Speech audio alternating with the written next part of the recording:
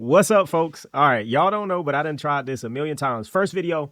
Hello, what's up, guys? My name is T. I am right now. This is my first video. Hey, my YouTube video is about just my life. What's going on? I'm a neurodiagnostic tech. I work in imaging in the hospital. I'm a father of four. Been married 6 years. I do jujitsu, which we'll be covering today. I'm just a lover of life, man. Encouragement. I'll be reading from Bible scriptures, things like that. Whatever pops up on my mind. You'll see that I do real estate as well. We can talk about real estate. I play chess. I play Call of Duty. Man, I'm trying to be the modern day Renaissance man. Look, I'm just doing life just like we all are. We all have amazing things going on in our life, and I just wanted to share my journey with you guys. Journal for my kids, journal for my future. And today, what I'll be doing is going over my white belt journey. Okay. So, one thing I would encourage any jujitsu practitioner out there to do is record your roles. Okay. This is an invaluable tool to up your game fast. Okay. I've been doing jujitsu for coming up on a year now, November 20th. Um, Wonderful sport. I liken it to chess, but much better than chess because you get physically active. Okay. You need to be physically active and have a great cardio to do jujitsu. It's a sport that I love, a sport that I'm growing to love even more. So without further ado, my name is T. Thank you for watching. Like, subscribe, hit that notification bell, and let's get into this. Officer up in here, Officer Tatum. Hey, shout out Officer Tatum, man. Um, yeah, let's get into this. So what we're going to be going over is a Saturday open mat roll. And what I'm looking to do here is to look for details in positions that I find myself to be in, where I can exploit that or take advantage of those positions next time or find ways to avoid. So I'm just going to be pointing out things and just talking reviewing a role that I had, and I'll be drawing lines and things like that, just to make it a little bit fun here for you guys. So we're starting the match off, dapping it up. That's how things go. Let's get into this. I'm talking a little too much. Enjoy the show. Just hand fighting here. I don't know why I did this in the beginning here. Let's see. Why I got a collar tie, is that what we call it? A collar tie on his neck, as if it was a nogi roll. I think remembering like having a technique overload. I was thinking too much. I could just sit right here. Um, I'm pulling guard. Look, let me go back. Like I'm playing around right here, but right here I already have a grip on his sleeve. I can already sit into guard, and once I sit into guard, what I've learned now is to get my feet inside of his legs when I pull guard, or to get my feet outside of his legs when I pull guard. Hello, that's me. To get my feet inside or outside of his legs when I pull guard. And the reason I figure I should do that from now on is because when I pull guard right now, like I do, um, when I pull guard like that, obviously, because he grabbed my ankle there in IBJJF, he would already have 2 points for a takedown technicality. He grabbed my leg while I was going down, so technically they would give him 2 points. But also because right now there's nothing really stopping him from running around my guard, um, other than my movement. But why make it more difficult for myself? In pulling guard. I want to make it more difficult for him to pass my guard. And there is just really just more control. And what I'm learning with jujitsu, a lot of your advantage is going to be from your knowledge and skill in executing execution skill in how to keep this person controlled and where you want him, so that you can execute your game plan versus defense being defensive and not being able to start your game plan where you usually would. So yeah, that's just one thing I noticed already, and I think that'd be helpful for any new white belt, that's going to be pulling guard. Um, yeah, look at this right now. If he was not a 230, 250 pound jujitsu player, he would have probably already ran around me. I mean, my foot is down here. I don't know if this foot is leg. I don't think it is. And the only thing that I have the only contact I have on him is this. And just like I was saying, I had that foot on him in the beginning when I pulled guard, but there's nothing stopping him running around me. So yeah, next time that I pull guard, next time I go and have a early grip on this hand right here, I can just sit into guard with my legs away, getting ready to get my other points of contact on like a cross collar or same side collar, or go double sleeves, get my legs in onto his hips, or get my spider guard into uh, uh his armpits, not armpits, but biceps. You know, I'm looking at this now, and I just made it really easy for him to run around. Small little details, but they change how effective an individual can be in keeping guard and controlling space. So yeah, next time I pull, just to summarize that point, I am going to pull and get butterfly hooks in here on the inside, or I'm going to pull and control him on the outside. And basically, that idea is I'm going to keep him in a box in front of me so that he cannot run around. Okay, and if he wants to stay in that box, great for me. But I need him in this side, inside of this box for control. The more he has mobility to move around on the outside, the more I have to work on the ground. And working from the guard is open guard is quite difficult. Let's keep playing. This might be a long video. Oh yeah, little key detail. Um, just something I've been learning. I'm not executing it well, I guess. But um is a, what do you call this? A shallow lasso. Whenever I'm trying to establish guard. So if I need my collar sleeve, this just helps me control that space, you know, how far he is from me. Um helps me control him coming this way. He still can go this way. Luckily I got these guards, or these points of frame, these 4 points of contact, right? So shallow lasso I got right here in his arm. Got his other sleeve over here, and then I got my other foot on his hip. So that's good. That's good 4 points of contact, good guard right there. So I go for my regular collar sleeve. What I could have did already, what I'm taking too long to do, is I need to get this foot right here, my left foot, I need to get that pushing back on his arm. I need his arm up here like he's a scarecrow or trying to do the robot. And this needs to come off of the shallow lasso and in to his hip. And I need to get off my back and get on my right side hip and start playing a collar sleeve game.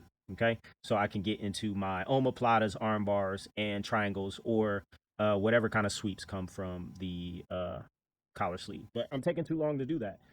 Execution and time is very important, and I need to execute a little bit faster instead of play around with these frames. But hey, I love the fact that I have these 4 points of contact on him. Uh, this is 230 pounds that I do not want crushing me, and frames help me do that. Frames help me prevent him from crushing me, and being crushed sucks. So I'm still playing around here. Um, uh, I had an idea. I like this. So if I go back here, you see I change up the guard a little bit with these 4 points of contact. So with the shallow lasso and the right side, I'm keeping these frames. You'll notice my leg be removed from trying to go to trying to separate his elbow from his knee. I can't do that right now. Uh he's holding onto my lapel.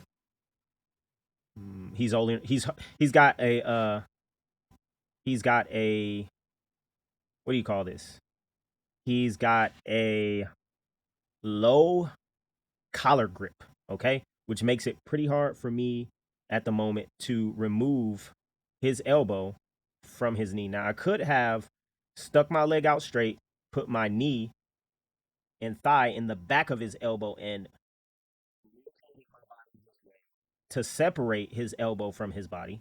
Um, guess I didn't think of that in that moment. It's also a lot of work. So you'll notice that I take my leg there and I throw in a, probably a unleveraged um De La Hiva hook,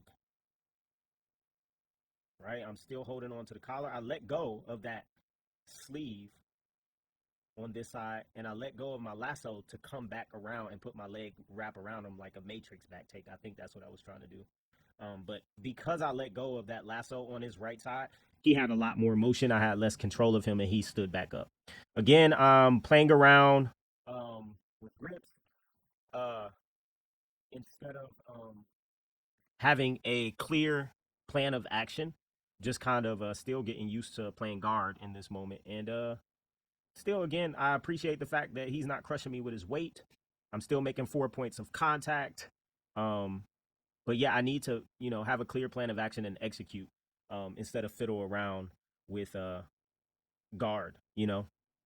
Guard is to sweep um, or back take or threaten submissions. Guard is not guard to just guard. Still holding. Okay, I go to my collar sleeve. All right, I kick it out. Um, he brings his knee and elbow together again in a combat base. What am I? I'm trying to get an inside collar sleeve because I have an outside one. And because I was taking forever, I hope I'm not too loud with this. Because I was taking forever to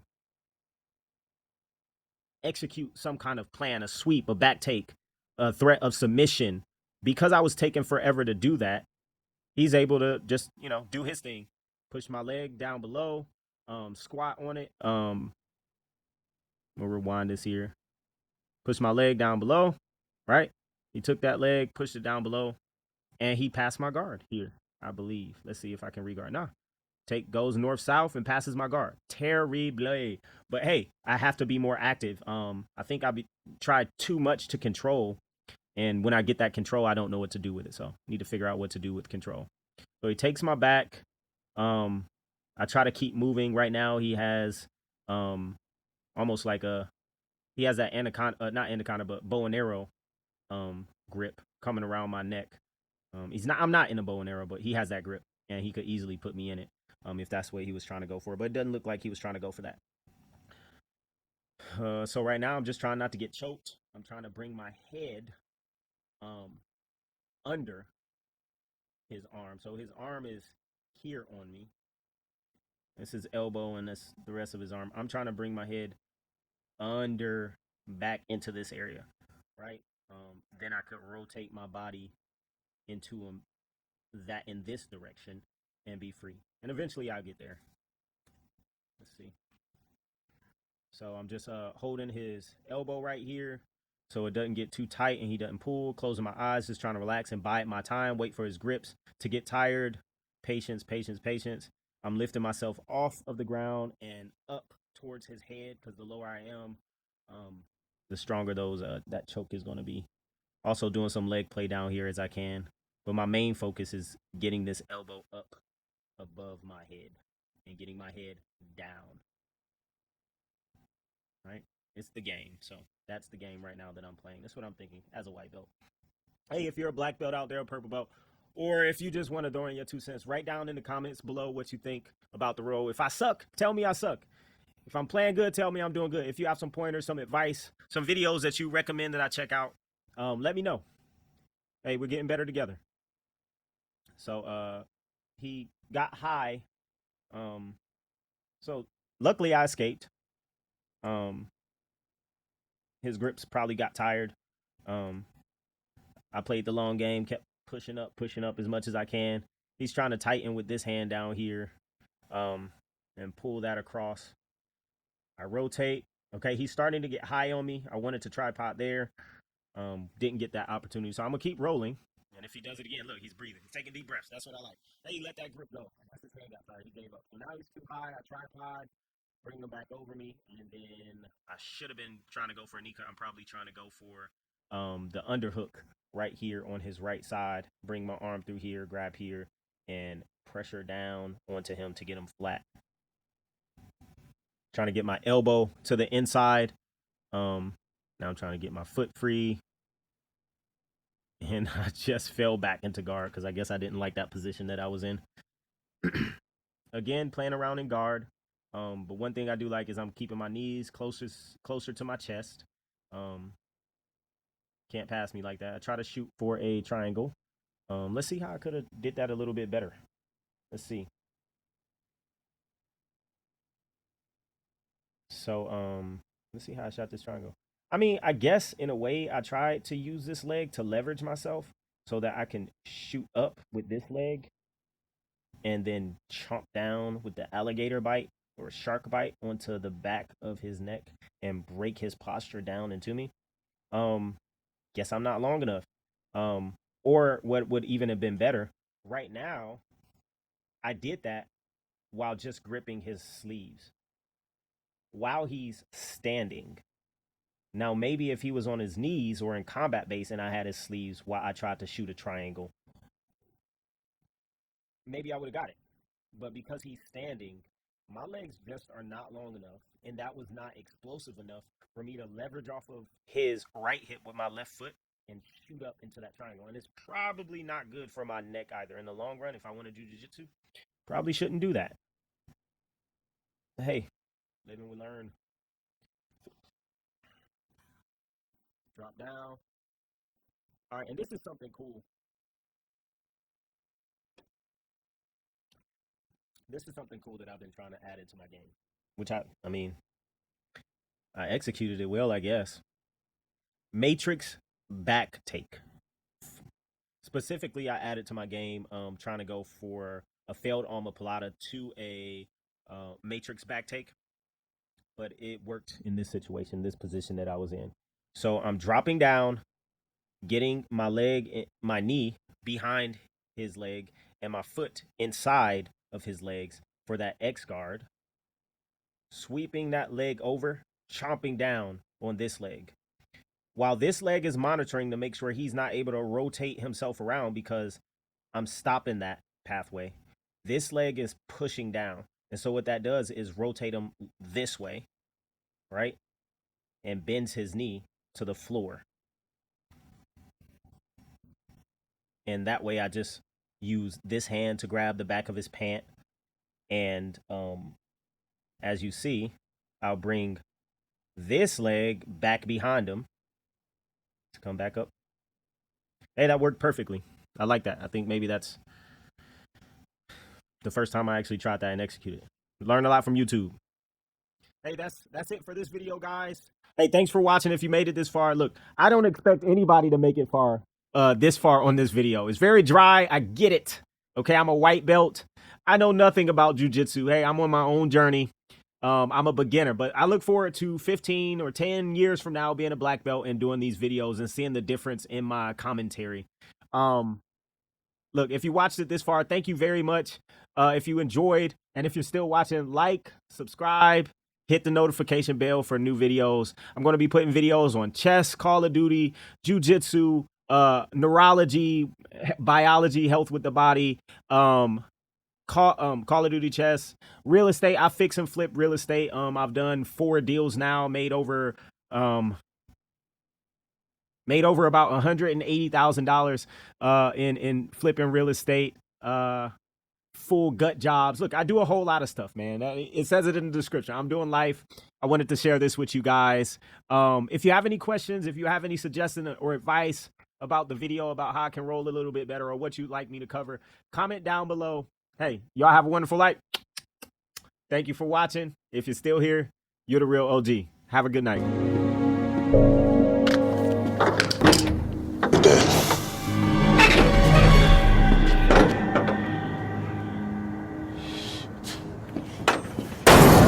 Subscribe, mother lucker.